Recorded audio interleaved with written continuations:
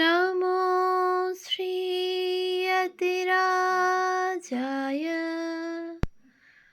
विवेकानन्दसूरये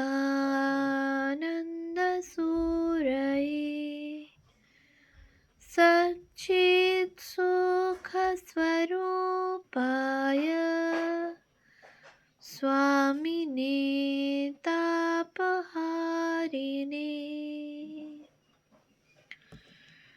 পাশ্চাত্যে বিবেকানন্দ নতুন তথ্যাবলী দিব্য প্রেরণার ব্রত সাধনে।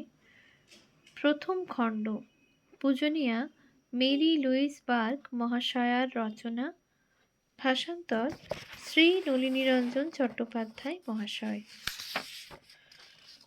পৃষ্ঠা সংখ্যা 202। মধ্য পশ্চিমাঞ্চল পরিভ্রমণ। মনে হয় স্বামীজির কাছে রচনাংশটি সদ্বুদ্ধির মরুদ্যান সদৃশ্য হয়েছিল এবং তিনি বন্ধুদের উপকারার্থে স্বহস্তে নকল করেছিলেন। এই নকলের দ্বিতীয় পৃষ্ঠার উল্টো দিকে অপরিচিত হস্তাক্ষরে নিম্নলিখিত মন্তব্যটি পাওয়া যায়। 12ই ফেব্রুয়ারি, প্রকৃতপক্ষে 11ই ফেব্রুয়ারি, শ্রী ও শ্রীমতী উডহেড এবং কার্ল ভন বার্গের সঙ্গে আহারের পর স্বামীজি লিখেছেন, বিকালে আমাদের পরিত্যাগের পূর্বে তিনি আধ্যাত্মিক বিষয়ের সবচেয়ে গুরুত্বপূর্ণ একটি শক্তি দিয়ে গেলেন এই বলে, যার ভবিষ্যৎ সম্পর্কে বেশি উৎকণ্ঠা আমি বলি, চিকিৎসার শুধু একটা উপায় আছে, সে নিচু হতে শিখুক। শ্রী ও শ্রীমতী নর্টন সন্ধ্যায় মেয়েদের নিয়ে ফিরলেন। স্বামীজি 13ই ফেব্রুয়ারি, 12ই ফেব্রুয়ারি 1894 ডেট্রয়েট চলে গেলেন। 3.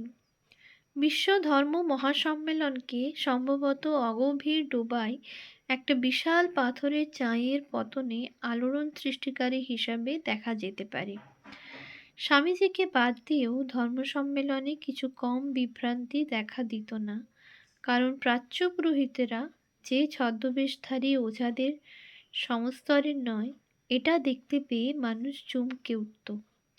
কিন্তু স্বামীজির উপস্থিতিতে ফলাফলটা শক্তি সঞ্চারী ও স্থায়ী হলো। আমেরিকায় এমন একটা ঘটনা ঘটল যাকে এক কথায় উড়িয়ে দেওয়া গেল না, যদিও সে চেষ্টা কিছু কম হয়নি। 19 শতকের শেষ দশকে দেশের ধর্মীয় আবহাওয়ার পরিপ্রেক্ষিতে ধর্ম মহাসভার বিভিন্ন প্রতিক্রিয়ার কথা ভাবতে পারা যায়। যেমন অনেক গোঁড়া খ্রিস্টান প্রার্থনা করেছিলেন, প্রভুর মহত্বে কলঙ্ক আরোপের এরকম সুযোগ শত্রুরা পাওয়ার জন্যে এরকম জনসমাবেশ যেন আর না হয়। অথবা তারা কুতার্কিক হিন্দু সন্ন্যাসী বিবেকানন্দের বিরুদ্ধে নিন্দায় উচ্চকণ্ঠ হয়ে উঠেছিল। উৎস: the parliament of religions, A review, missionary review of the world, 12 December 1894, পৃষ্ঠা 882-894। কিন্তু গোলমালটা যতখানি আশা করা গিয়েছিল তার চেয়েও বেশি সোচ্চার ও সুদূর বিস্তৃত হয়েছিল। সেটা জানার জন্য কোনো একটি আমেরিকান শহরের সমসাময়িক সংবাদপত্রের নিরীক্ষাই সবচেয়ে সঠিক পথ, কারণ তাতেই আমরা পরিস্থিতির প্রাথমিক সংবাদ পেতে পারি।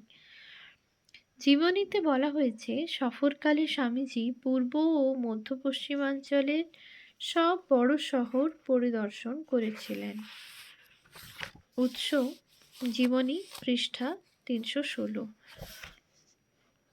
প্রথম দিকের সংস্করণে এই শহরগুলির যে তালিকা দেওয়া হয়েছিল তার মধ্যে মিসৌরির সেন্ট লুই অন্তর্ভুক্ত হয়েছে, কিন্তু মনে হয় স্বামীজি সেন্ট লুইতে আদৌ যাননি। 1893 ও 1894 খ্রিস্টাব্দের সব কাগজ তন্ন তন্ন করে খুঁজেও সেখানে তাঁর বক্তৃতার কোনো খবর পাওয়া যায়নি। এর থেকে মনে হয় সেন্ট লুই তাঁর সফর তালিকায় ছিল না, কারণ স্বামীজি যেখানে যান সেখানেই সংবাদ হয়ে ওঠেন। সেন্ট লুইয়ের রিপোর্টাররা অন্ততপক্ষে তার উপস্থিতির সংবাদটাও জানবেন না, এটা অচিন্তনীয়। এর অন্য ব্যাখ্যাও দেওয়া যেতে পারে। সমকালীন বিবরণ থেকে জানা যায় যে সেন্ট লুই তখন ছিল বক্তৃতার পক্ষে একেবারে বাজে জায়গা, তাই নিঃসন্দেহে লেকচার ব্যুরো সেটা পরিত্যাগই করেছিল। কিন্তু স্বামীজি সেখানে বক্তৃতা না দিলেও জায়গাটি ধর্ম মহাসম্মেলনের প্রতিক্রিয়া বহির্ভূত ছিল না এবং বিশেষ ধাঁচের উদাহরণ হিসাবে বোঝাবার পক্ষে সেটা অবশ্য কার্যকরী হবে। Saint Louis Republic Sunday thoughts of morals and manner নামে একটি বিশেষ প্রতিবেদন প্রকাশ করত।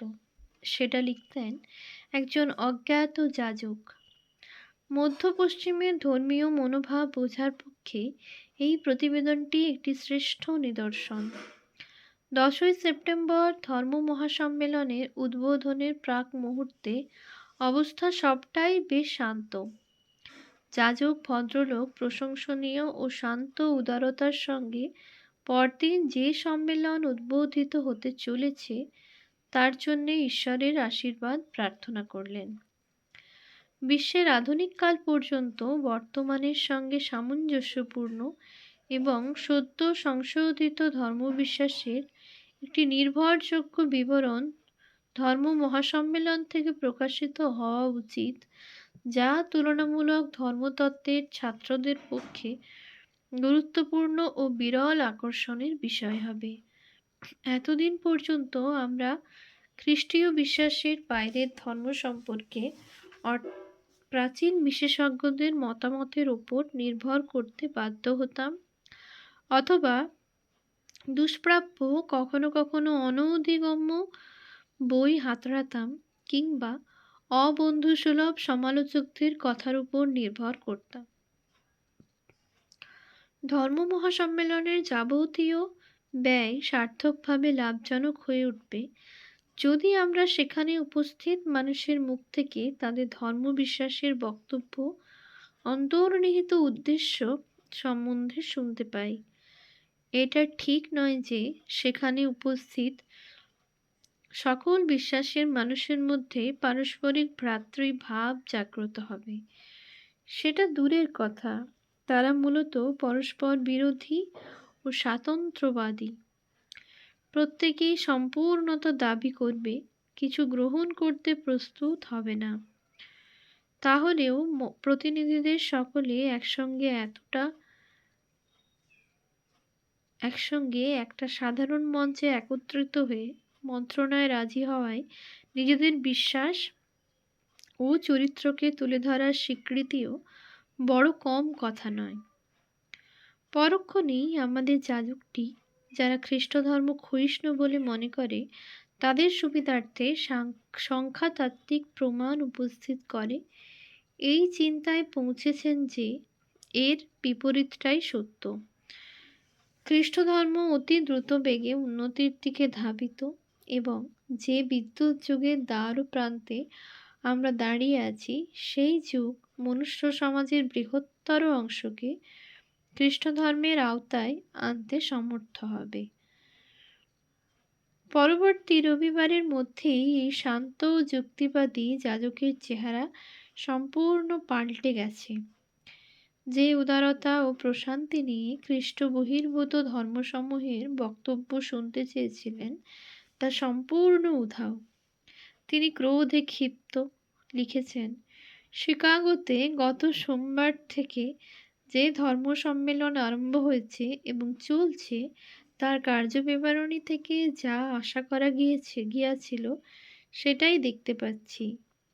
বক্তাদের সেই জিদ যে তার বিশ্বাসী চিরন্তন সত্য এবং সর্বতোভাবে যথার্থ, এটা বিশেষ করে প্রাচ্য বক্তাদের ক্ষেত্রেই সত্য। দাবি খুব সহজেই করা যায়, কখনো কখনো হাওয়া থেকেও করা যায়। যখন দাবিদারদের মধ্যে বিরোধ হয় তখন সেটা পরীক্ষা করে আদালত। যীশুখ্রিস্ট একটা অত্যন্ত বাস্তব নিয়ম ঠিক করে দিয়েছেন। ফলাফল থেকেই তুমি জানতে পারবে প্রাচ্য বিশ্বাসের ফলাফলটা কি। ভারতের কথাই ধরা যাক, বহু ঈশ্বরবাদ সেখানে অত্যন্ত স্থূলভাবে প্রচলিত। সেখানে ৩৩ কোটি দেবতা, প্রত্যেক পুরুষ নারী শিশুকে নিজস্ব একটি করে দেবার পক্ষে যথেষ্ট। যেগুলি কিছু অপবিত্র আচারে পূজা করা হয়। ভক্তদের সম্পর্কেও একই ব্যবস্থা। আত্মনিগ্রহ, যার মধ্যে বিধবাদের সমাধিস্থ করা বা জীবন্ত পুড়িয়ে মারাও অন্তর্ভুক্ত। হিন্দুদের দেখানো হয় প্রতিমাগুলি সব দৈব শক্তি সম্পন্ন, এবং যদি কেউ এরকম সন্দেহ করে তাহলে তাকে কঠিন শাস্তি দেবার ব্যবস্থা করা হয়। সেখানে জাতিভেদ প্রথা সর্বজনীন। বর্বর অত্যাচার অনাদিকাল থেকে প্রচলিত। স্ত্রীলোকের কোনো মর্যাদা নেই। বহু বিবাহ ভুরি ভুরি। নবজাত শিশু হত্যা সাধারণ ব্যাপার। সেখানে কোনো কোমলতা নেই। মিথ্যা এবং চুরি জন্মগত স্বভাবগত ব্যাপার। রোগগ্রস্ত, দরিদ্র ও মুমূর্ষুদের জন্য এতটুকু মায়া, মমতা বা যত্ন নেই। হিন্দুদের ত্রিমূর্তি অজ্ঞতা, দাসত্ব ও নীতিহীনতা। এই বাস্তব অবস্থা অনস্বীকার্য। সানডে থট সিন্টোইজম ও ইসলাম সম্পর্কেও সংক্ষিপ্ত খসড়া উপস্থিত করে বলে চলেছেন, ইসলাম এসেছে মৃগী রোগগ্রস্ত মোহাম্মদের ব্যাধিজীর্ণ মস্তিষ্ক থেকে। ইনি সেই ধর্মযাজক যিনি 1 সপ্তাহ আগে ধর্ম মহাসম্মেলন তুলনামূলক ধর্মতত্ত্ব পাঠের সুযোগ করে দেবে বলে তাকে স্বাগত জানিয়েছিলেন। বস্তুত এই হলো মধ্য পশ্চিমাঞ্চলের প্রকৃত চেহারা। উদারতার পাতলা ওড়নাটা এক নিমেষে বাতাসে উড়ে গেছে। পরবর্তী সপ্তাহে যখন বিশ্ব ধর্ম মহাসম্মেলন শেষ হতে চলেছে, তখন আমাদের সেই যাজকটি, পাছে লোকে তাকে ভুল বোঝে তাই স্পষ্ট করেই বললেন যে তিনি গোড়াতেই যে কথা বলেছিলেন তাই সত্য হয়েছে। এ সম্মেলন থেকে নতুন কোনো শিক্ষাই পাওয়া যায়নি। সম্ভবত বিশ্ব ধর্ম মহাসম্মেলনের প্রধান মূল্য দেখতে পাওয়া যাবে ধর্মীয় অনুভূতির সর্বজনীন প্রদর্শনীর মধ্যে। কনফুসিয়াসের নীতি বোধ, বুদ্ধের স্বপ্নালু রহস্যময়তা, দিব্যজ্ঞানীর কুয়াশা ও চন্দ্রালোক, ব্রাহ্মণ্যবাদের হতবুদ্ধিকর বহু ঈশ্বরত্ব, শিন্টোবাদের পূর্বপুরুষ অর্চনার সঙ্গে খ্রিস্টীয় ব্যবস্থার পার্থক্য আকাশ পাতাল। অন্যের মধ্যে যে সামান্য মাধুর্য, পবিত্রতা ও কল্যাণকর দিক আছে সেগুলি খ্রিস্ট ধর্মের উচ্চতর পর্যায়ে বর্তমান। তার সঙ্গে আছে বৈশিষ্ট্যপূর্ণ মতবাদের ঐশ্বর্যের অতিরিক্ত সংযোজন, এবং এটা তার সম্পূর্ণ নিজস্ব বস্তু। এর উপর আমরা হারকিউলিসের স্তম্ভের উপর লিখিত সেই লিপি খোদাই করে দিই, নে প্লাস আল্ট্রা। এই ব্যাপারটা এইভাবে মিটিয়ে তিনি ইসলাম ধর্মের ওপর আবার এক আঘাত এনেছেন। তারপর প্রতিবেদকের শান্ত ও অভ্যস্ত সুরে ফিরে গেছেন। কিন্তু বেশিক্ষণ নয়। ধর্ম মহাসম্মেলন তখন তার মাথায় পাক দিচ্ছে। 15ই অক্টোবরে সানডে থটস পুরোপুরি নিয়োজিত হয়েছে নারীত্বের খ্রিস্টীয় আদর্শ ও অর্ধসভ্য প্রাচ্য অধিবাসীদের নারী আদর্শের তুলনামূলক আলোচনায়। তিনি লিখেছেন, চীন, ভারত ও জাপানের ধর্মে এবং ইসলামের শিক্ষায় একই রকমভাবে নারীকে তার যৌনতার জন্য দোষী সাব্যস্ত করা হয়েছে, এবং তার মূল্য নিরূপণ করা হয়েছে পুরুষের সংযোজন হিসাবে। তাকে রক্ষার প্রয়োজনে এবং এই রক্ষার ব্যাপারে সম্মত করতে ও রাখতে তাকে মনের দিক থেকে খর্ব করা হয়েছে, এবং কেবলমাত্র দৈহিক প্রয়োজনেই তাকে বেশ্যা রূপে ব্যবহার করা হয়েছে। ওম শান্তি শান্তি শান্তি। হরি ওম তৎসৎ। শ্রীরামকৃষ্ণার্পণমস্তু।